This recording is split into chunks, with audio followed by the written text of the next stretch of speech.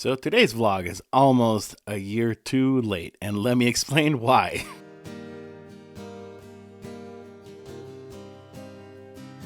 So a little bit over a year ago, November 2022 to be precise, I released my first EP called Somewhere to Call Home. And of course, being that this vlog is technically brand new, I figured this would be a great chance to talk a little bit about each and every song in this album. So hang on, this is probably going to be a longer one than my typical vlogs that I will be doing, but we're going to be talking today about the Somewhere to Call Home EP. Okay, so I released Somewhere to Call Home back in November 2022, and I never really got to make one of these videos, which is why I wanted to do this right now, just kind of going over all of the songs in the album. And I just wanted to start by just giving you a little bit of history behind the album. So, Somewhere to Call Home is an EP that contains 6 songs in it. The first one is called 10,000 Songs. The next one is Everything Will Be Okay. The third one is Waves. The fourth one is The Best Thing. I almost forgot. I was like, what is the order of the songs? Number 5 is Pretending I'm Fine. And number 6 is the title track, Somewhere to Call Home. Each one of these songs hold a very, very special place in my heart. So I wrote most of these songs between 2020 and 2022. In fact, the last song that I wrote for the album was The Best Thing, which I will talk a little bit more about here in a little bit. But yeah, each and every one of these songs were written by me. And it was kind of during a time that I was really finding my voice as a musician. So to give you a little bit of background, I had been doing mostly open mics, and I did a couple local gigs before the pandemic, but I had mostly been doing open mics for a while, and I really enjoyed doing that. It was something that I really loved. And then as we all know, the pandemic happened in 2020, and everything that came after that happened. And so the first song that I actually wrote about this is Everything Will Be Okay. But I'm gonna talk about each song in the order that it's in the album, not in the order that it was written. Although it'd be interesting to do this in the order that songs were written, but to be honest, I'm probably would have some of my facts wrong, so I'd rather not do that.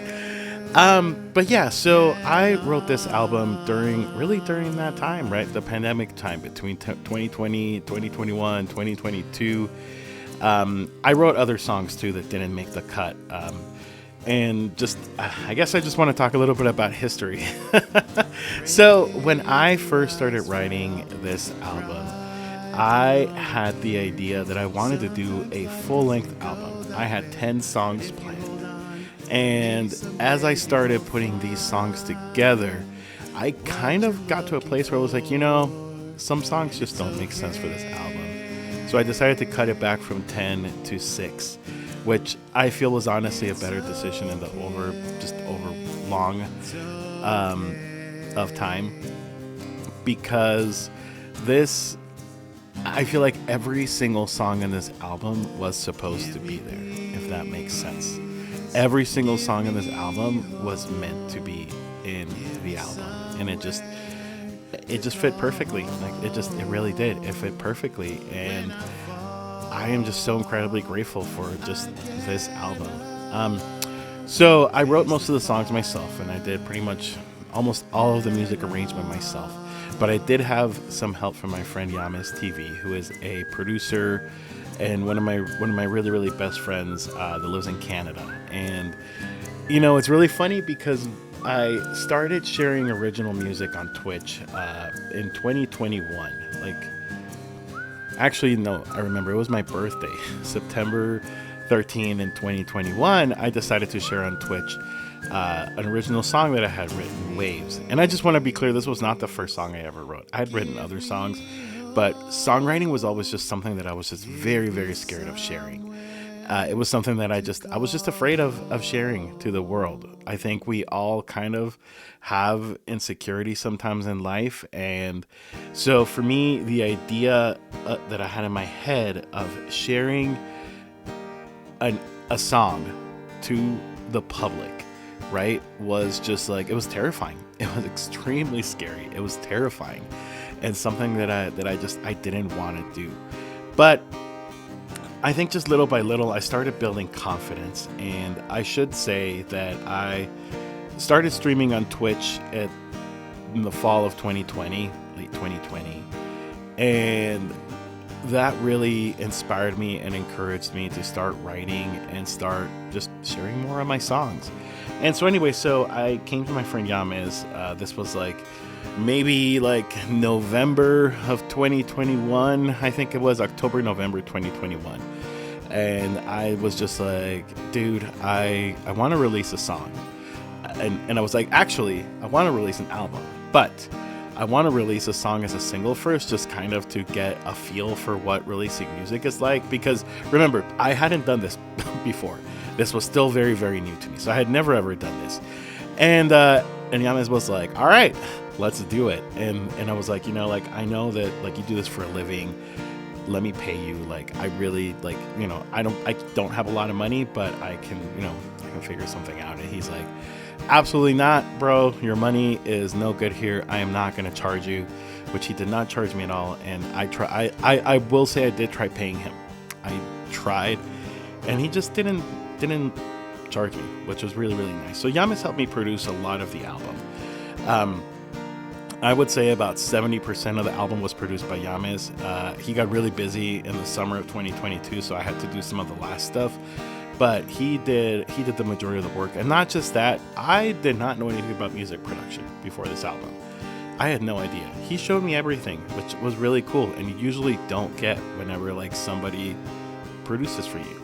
Why? I mean, obviously because it's, that's their livelihood, right? Like if you're teaching somebody to do the thing that you do all the time and then they do it themselves, then you're going to put yourself out of business. And so, I totally get it. I totally understand it. Anyway, so back to the songs in the album. I wanted to, again, just kind of break down every single song individually. And I'm going to start with the first song that's called 10,000 Songs. And this song, it's a fun song. I feel like it's kind of, in a way, the oddball of the album because it is very different than the rest. It has a very, kind of folksy, kind of fun tune. And originally it was supposed to be a song with the ukulele, and I did use ukulele for most of it. I did use a little guitar too. But it was, originally just a ukulele song. And whenever I play this song live, it's really interesting because I play it both ways. Sometimes I will play it using the ukulele, and sometimes I will play it using the guitar. I feel like it's a very flexible song. You know how sometimes songs, they're just like, you're either like, oh, okay, like it's this, one instrument and nothing else. But this is like a very, very flexible song, I think. And I wrote this song for my wife. I wrote it for our 10-year anniversary. We got married in January 2012. And so in 2022, for 10 years, I wanted to do something special to surprise my wife. And I wrote this song after she went to bed. Like she would go to bed and I would work on this song for a little bit, honestly, it was just like a few weeks before. But I would work a little bit on the music. I would work on like the lyrics. This song actually went through a lot of different versions. Now that I'm remembering, when I was first writing it, this song went through several different versions. Just because I was having a really hard time landing on what I wanted the song to say, what I wanted the song to sound. Like, I mean, for crying out loud, this song, it's 10-year anniversary of being married, which is, marriage is hard. And I could totally talk more about marriage another time and just how it's just, it's a lot of work. And so, in fact, one of the earliest versions of the song, actually was called something totally different. It was called Loving Isn't Easy, I think is what it was called.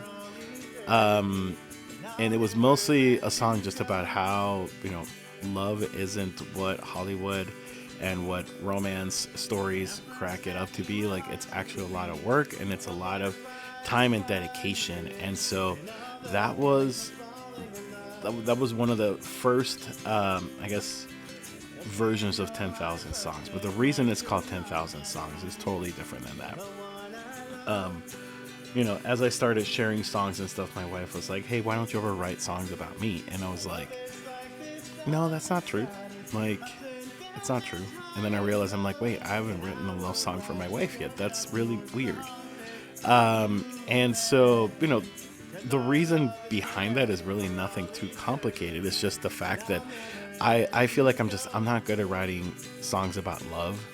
I feel like I've never been good at writing love songs. And so, I told her, like, I would write you 10,000 songs if you let me.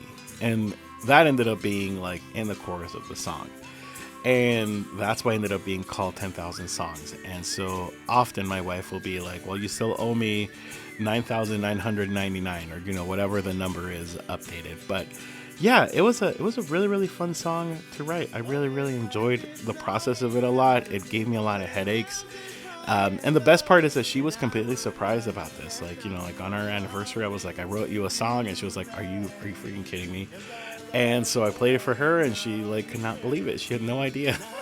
Because there was quite a few late nights where I stayed up working on this song without her knowing, without her knowledge. Okay, so now that we did 10,000 songs, we've reached into the next song of the album, called "Everything Will Be Okay," which and this is kind of I feel like it's a harder song to talk about, because this was what I like to call my pandemic song. Because I feel like a lot of people wrote a song about the pandemic and feeling trapped and feeling like you had no, who knew what was going to happen. And that's true. When you think about like those pandemic years, especially like the early times, I feel like I wrote this song actually early into the pandemic, maybe just like a few months after the pandemic started, maybe a couple months. I don't even remember exactly when I started writing this song. But when I wrote it, it was just a song about how I was feeling. So, like the song starts with, "I heard the news today, everything feels so hopeless. There is so much hate in a world falling apart. What is this life?" That's like the first half of the first verse. And I remember writing this down because I was really feeling like this was a very hopeless time. In fact, the words "hopeless" and "useless" is later on in the song. And that's in another song, actually, from the album as well. So it's not like it's like the only song that has those words. And it was just, it was really, really interesting, because I felt like this was a very, I don't know, kind of like a very life-changing time in our lives, right? And not just that, not just because of the global pandemic going on, but there was so many things happening, and that we had been experiencing for a while, right? Like wars, famine, hate speech. I'm not gonna get super political, but you had like shootings and stuff like that, especially here in the United States. And so I wrote this song kind of as a reflection of that. It is a song about just kind of like that feeling hopeless and useless, but at the end, it's like, I believe everything will be okay. Hold on to hope for tomorrow. Just kind of like knowing that, yes, things are really, really sucky right now, but we gotta keep going. We gotta keep holding on for hope. We gotta keep moving on. And so that was kind of the story behind "Everything Will Be Okay." And this is one of my favorite songs to perform live, because I feel like every time I play it, it just reminds me a lot of those days, of that time, and how difficult everything was, and how hard it was to know that there was just so much hopelessness in the world, and there was so much going on at the same time, and we just kind of had to deal with it. We just kind of had to live it, right? Like, we had no choice. It was kind of like, you make what you make out of it, and that kind of sucked. Like, I'm not gonna lie, that kind of really sucked. But yeah, that is what that song was really about, and it is just one that I keep thinking, like, I love that I wrote this song. I hate why I wrote it, but I love that I wrote this song, because it is just a song that constantly reminds me that everything will be okay. And interestingly enough, this is probably, out of all my originals, maybe aside from Waves, it is probably the most requested song on Twitch. people just really seem to like it a lot. And I think it's because of that. It's because of that message of hope. And so I really, really, really love playing this song.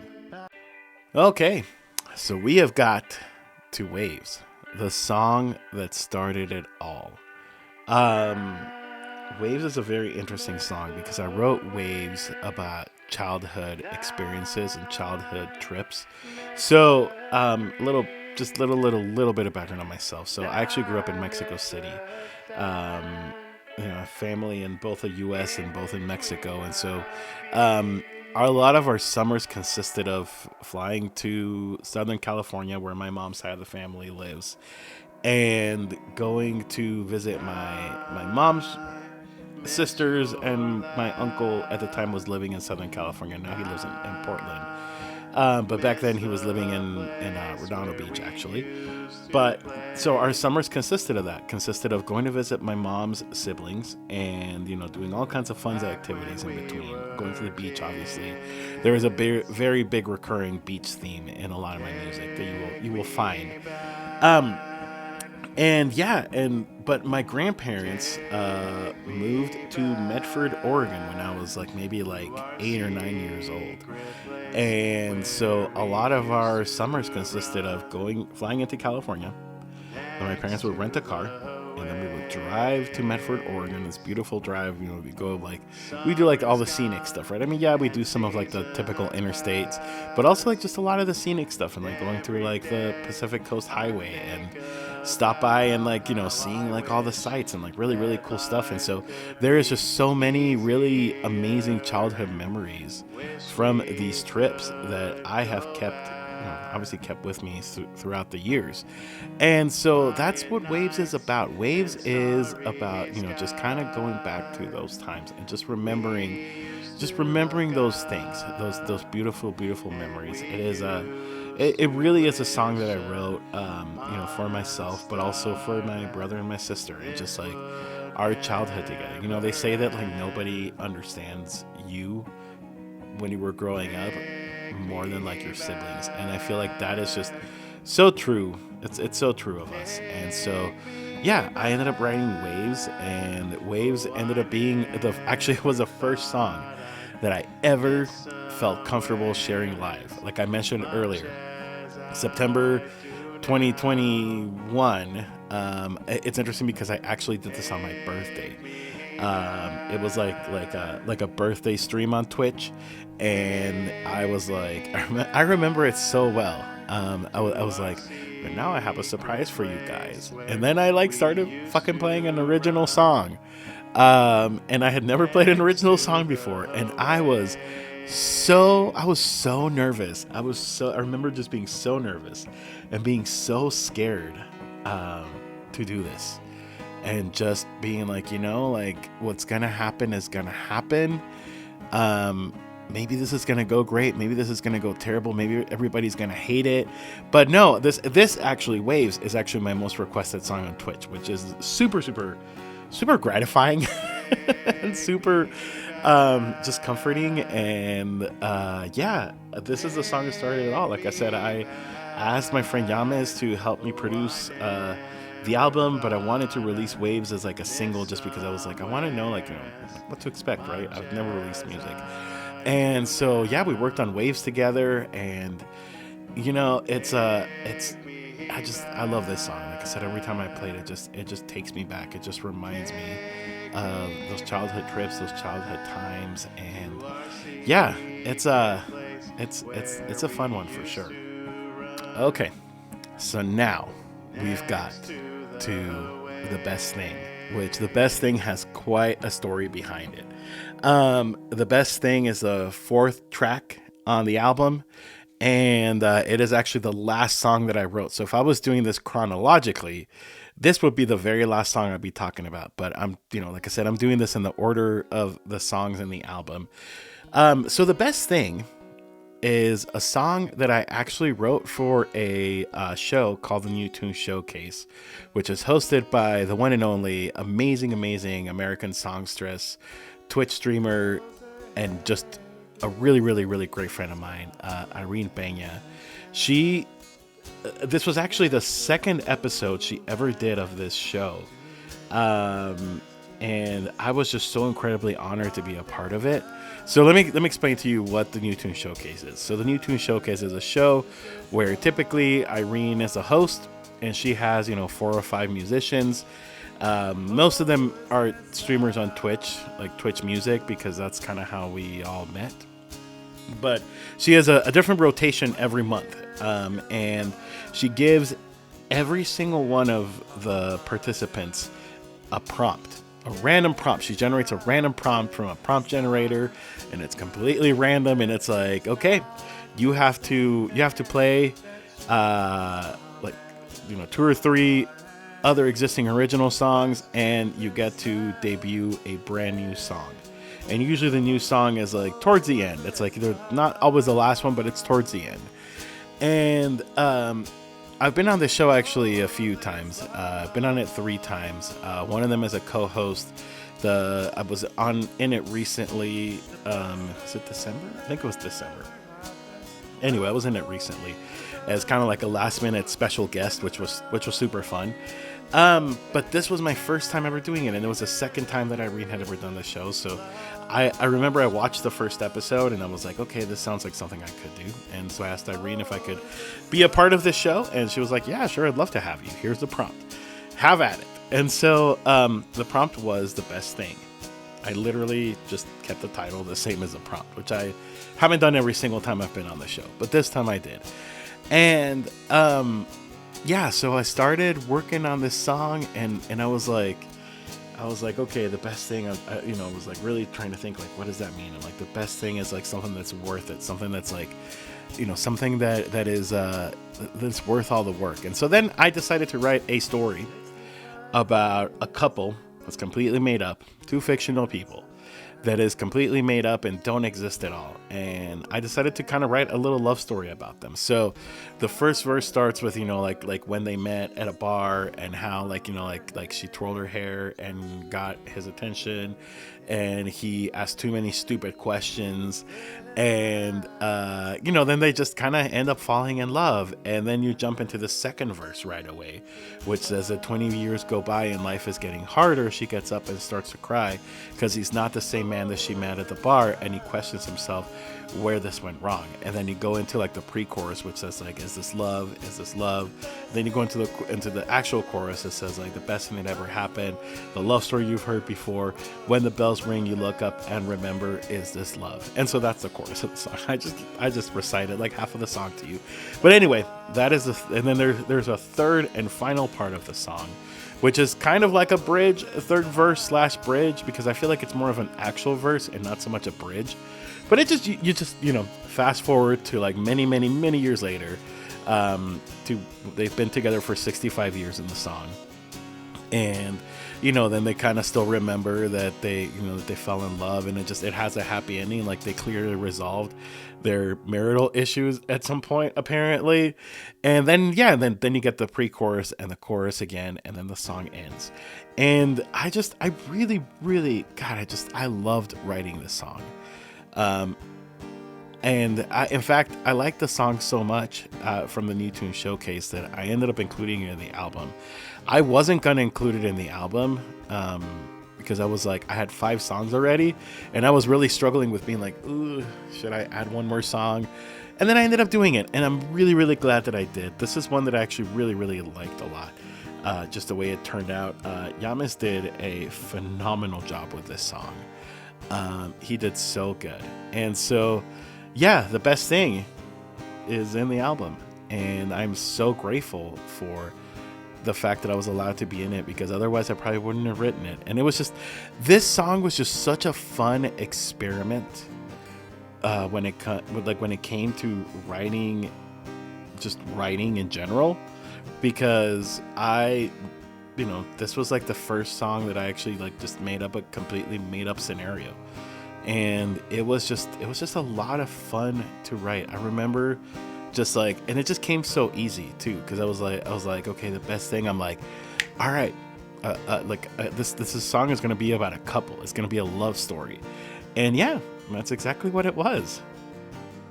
Okay, so now we've got to Track number 5 of the EP, which is called Pretending I'm Fine. And I always tell people that this is my favorite song that I've ever written. And I feel like that kind of changes just depending on what is going on, with life or the world or where I'm at in my head.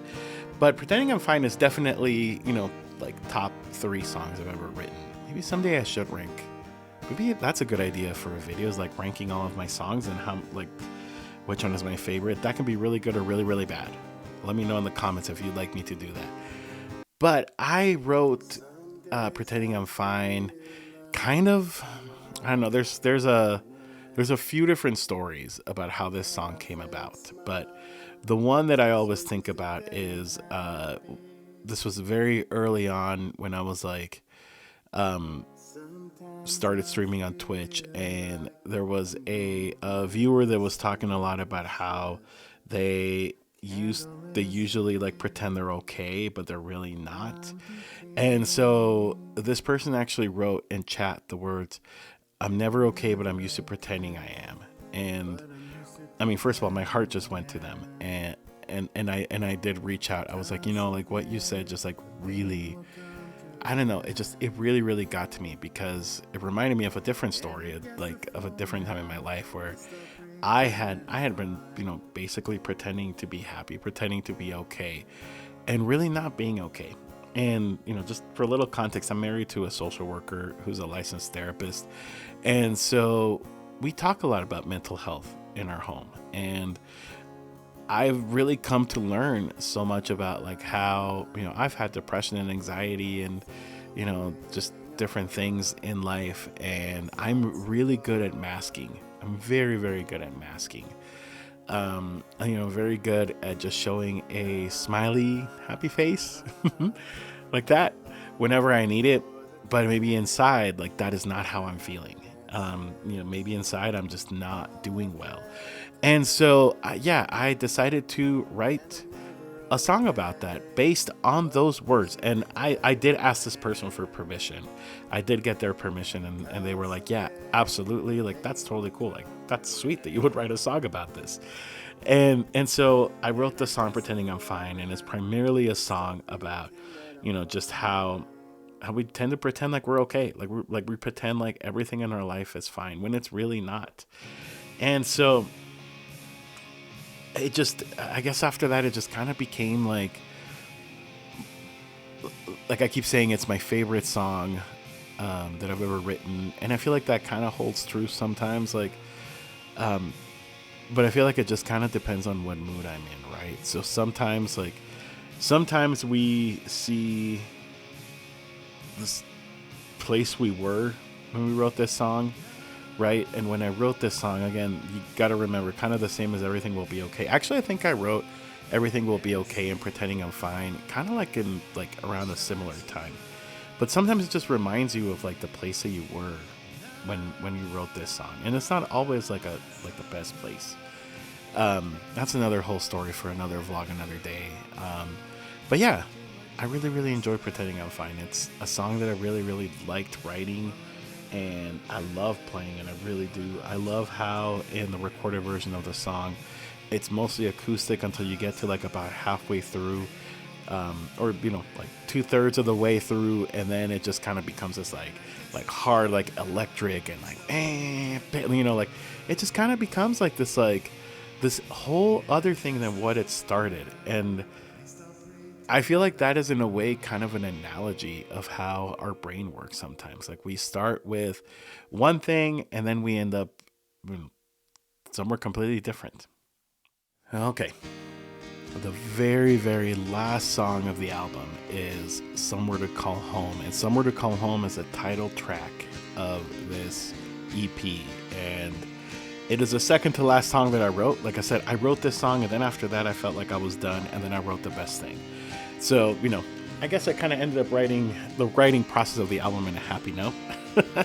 But anyway, Somewhere to Call Home is actually a song that it's really, really special to me. So my job takes me away a lot. I have to travel for work a lot. And so, throughout the last few years, I've had to take some extended work trips, really.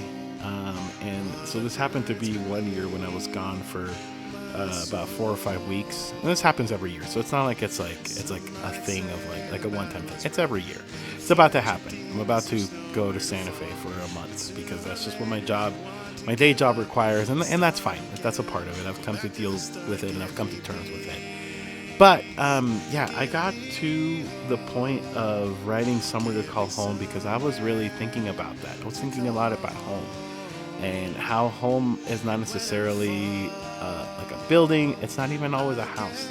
Home is where you are. And so for me, the idea of home, I mean, yeah, it is my house, of course, but it's like with my wife, with my pets, like with my, like in here, in this room right here that you see, my little studio. Um, and so that's kind of what the song Somewhere to Call Home is. But it's also, gosh, it's so many things. And sometimes I wonder like how much I want to share about the background of some songs. Somewhere to Call Home. I'm just gonna share this because I feel like I can be like a little more raw about this right now. But a few years ago, really like I think this started like around 2018, went all the way for about a year or two. I went through a really big period in my life where I was deconverting my faith and deconstructing my faith. I was raised as a Christian. I was raised in church. And gosh, this probably even started like back in 2016, but I started seeing things in the church. Um, just calling it what it is, right? It was Donald Trump, really, that did this, and just all of the hatred that came from there, and all the injustices that came during that time, and so that really led me and caused me to really deconstruct a lot of my faith and deconstruct a lot about who I was and who I was raised as, and just all kinds of stuff. It was quite an episode in my life, but I think one of the coolest, best parts about all that is that I really just learned what home was, right? And home in a way in this song is also my identity. So there's a bridge, and in fact, sometimes I've wondered if I should like expand this song because there's like another whole verse that I wrote about this song that I may someday release, kind of like my own like 10-minute version of All Too Well.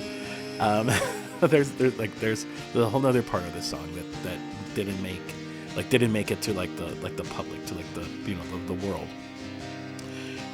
But the bridge of the song did make it in there. It's like you prayed, you asked for help, you asked and no one listened. Sometimes life doesn't go this way, but if you hold on, then maybe someday you will find what you're looking for. And I wrote that bridge, that paragraph, kind of like in one of those moments of crisis where I just felt so incredibly hopeless because of just the things that were going on in the world, the things that were happening around, just around society. As I mentioned, when I was talking about everything will be okay, we had a global pandemic, we had shootings, we had George Floyd, like there was, like women losing their rights for healthcare. I mean, like there was just so much going on during that time, and I just could no longer hold on to that faith that I had my whole life. And so in a way, Somewhere to Call Home sort of is a song about like an identity crisis, because I had a big identity crisis during that time. And so I feel like that is why Somewhere to Call Home is such a special song to me. Because of when I wrote it and how I was feeling when I wrote it, and just all the things that were going around as I was writing it, and the crisis of faith at the same time. So it's really interesting just the way that this song turned out, and just the fact that this is the last song of the album. It's the title of the album, and I felt like it just wrapped everything so nicely. And so maybe someday, maybe. I've never really actually publicly shared this about how there's more to this song. This kind of feels like, like that time that Taylor Swift said that there was like a 10-minute version in the vault of All Too Well, which, by the way, if you're new to me and if you're new here, I am a massive Swiftie. I love Taylor Swift. So, you'll hear me talk a lot about her songwriting and just her, like, every now and then. But yeah, someday I might end up releasing the rest of this song. Who knows? Maybe I never will. Maybe I will keep that, because I guess the part that's unreleased really is just, it's just a cry. And that's really what a lot of this song and that bridge felt like. It just felt a lot like it is a cry. It is a crisis. And just also knowing that, like, I'm okay, right? Just also knowing that no matter what, like, home is home, and home is where we're, well, in this case me, but where you feel safe. And so, yeah, that's really what that song is about. And it's crazy that, like, again, it ended up being the 10th, or sorry, the 6th track in the album. And I also actually just released it, the 1 year anniversary of the album. I released Somewhere to Call Home, the acoustic version, which is just just a super stripped down. It's just guitar and me singing. I recorded it all in one take, actually, which I usually don't do. Meaning that I was like playing the guitar and singing and just recording that. So that is what that track is. I mean, I had two different channels. Like, I had like one that was picking up the guitar and then one that was picking up the vocals. But that is literally all that the song is. It is just me playing that song. And I really, really did enjoy the process of doing that, because it felt nice to revisit this song 1 year later and then release it again 1 year later. So, if you look through my music library, there is the regular version that came out with the album, and also the acoustic version. And maybe someday there'll be like a 10-minute version. Who knows? So that is it for this episode. Again, this is a kind of a longer episode than usual, but I just wanted to share a little bit about this album. What I think I will usually do is because I do love talking about like the stories behind songs, and so usually, like, as they get released, I might do something similar to this. Currently, I am working on, this time it's actually a full album that will hopefully be coming out in April, and I'll be talking a lot more about the songs and the album. I might just do like one video per song though. But just because I really wanted to do this video, and I really wanted to talk a little bit about just the album Somewhere to Call Home and the songs in it and the background. But yeah, thank you for watching, and don't forget to hit the subscribe and the like and follow and all of that stuff, and follow me on all social media platforms, all streaming platforms. And yeah, we'll see you around. Listen to Somewhere to Call Home, the EP though. 6 songs, and I hope you will really like them. Thank you. Bye.